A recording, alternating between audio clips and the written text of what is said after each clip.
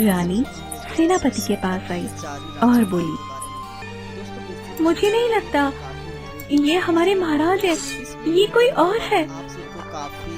ये आप क्या कह रही हैं महारानी?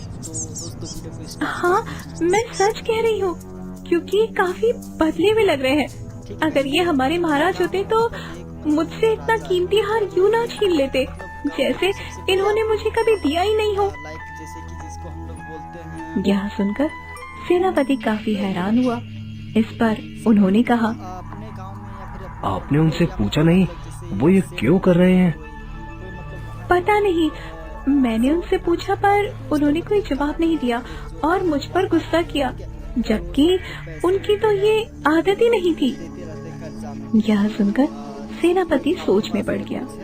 एक नगर में एक राजा राज्य किया करता था। राजा बहुत ही सत्यवादी था। उसने कभी भी झूठ नहीं बोला, जिस वजह से उससे लोग दूर दूर से न्याय करवाने के लिए आया करते थे, क्योंकि वह न्याय करने में बहुत ही माहिर था। और यह बात हर किसी को पता थी कि राजा को झूठ बिल्कुल भी पसंद नहीं है। एक बार सभी लोग दरबार में बैठे हुए थे, तभी वहाँ पर गांव के कुछ आदमी आए और उनमें से एक हरिया नाम का आदमी बोला, महाराज, महाराज, हमारी मदद कीजिए महाराज। क्या हुआ? तुम इतने परेशान क्यों लग रहे हो? क्या बताऊं महाराज, सेठ ने हमारे साथ बहुत अन्याय किया है। क्या कर दिया सेठ ने तुम्हारे साथ?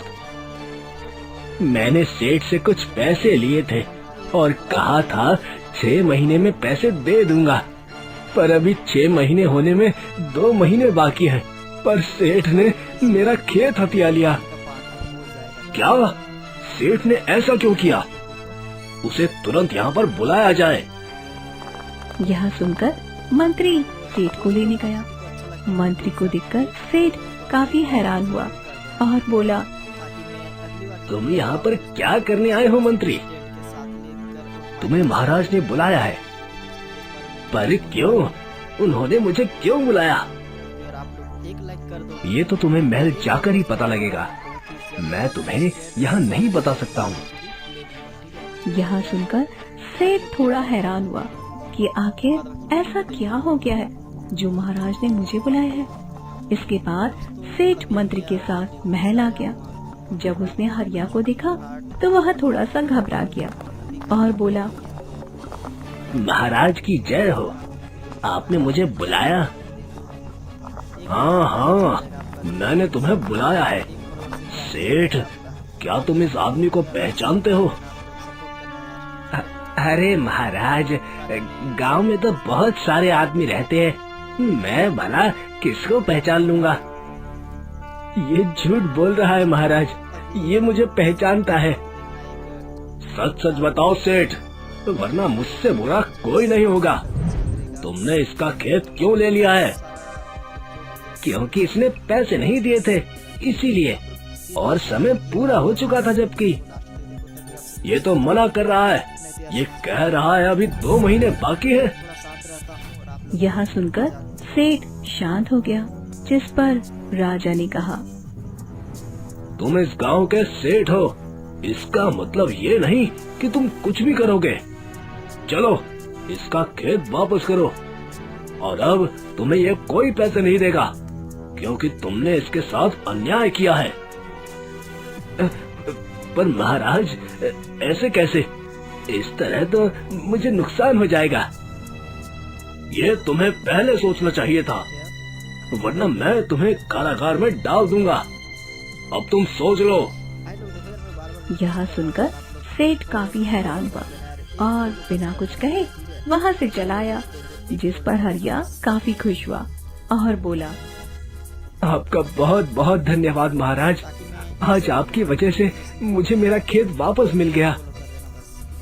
इसके बाद हरिया भी वहाँ से चला गया। इसकी वजह से आज मुझे बहुत नुकसान हो गया, और पहले भी मैंने कई बार नुकसान झेला है। मुझे कुछ ना कुछ करना ही पड़ेगा। यह कहकर वह जंगलों की तरफ चला गया। जंगल में आने के बाद वह इधर उधर देखने लगा क्योंकि उसे ऐसा लगा जैसे कोई उसके पीछे आ रहा हो। तभी किसी ने सेठ पर हमला किया और वह गिर गया। उसने जब पीछे मुड़कर देखा तो एक आदमी खड़ा हुआ था। आदमी को देखकर वह बुरी तरह से हैरान हुआ और बोला, तुम कौन हो? तुम्हारे पास जो कुछ भी है मुझे दे दो, वरना मुझसे बुरा कोई नहीं होगा। हाँ हाँ, मैं तुम्हें सब कुछ दे दूंगा, पर तुम हो कौन? मैं रामदास हूँ, जाना माना डाकू, जो लोगों की कीमती जेवर और चीजों को चुराता है। यह सुनकर सेठ काफी ज्यादा हैरान हुआ। उसने रामदास से कहा, अगर मैं तुम्हें बहुत सारा धन दूं, तो क्या तुम मेरा एक काम करोगे? यह सुनकर रामदास सोच में पड़ गया। काफी देर सोचने के बाद उसने कहा, ठीक है, बताओ क्या काम है, पर अगर तुमने मुझसे होशियारी दिखाई तो मुझसे बुरा कोई नहीं होगा। नहीं नहीं, मैं कोई होशियारी नहीं दिखा रहा, बल्कि एक काम है, अगर तुमने उसे कर दिया तो मैं तुम्हें मुंह मांगी रकम दूंगा। यह सुनकर रामदास काफी खुश हुआ और सेठ का काम करने के लिए तैयार हो गया। इसके बाद सेठ उसे अपने घर ले आया और सारी बात बताई, जिसे सुनकर रामदास काफी हैरान हुआ और बोला, नहीं नहीं, मैं ये काम नहीं करूंगा। अगर किसी को पता लग गया तो? किसी को पता नहीं लगेगा, बस तुम मेरी इसमें मदद करना। इसके बाद तुम जो चाहोगे वो तुम्हें मिल जाएगा, पर इसमें तो बहुत ज्यादा खतरा है। सोच लो एक बार।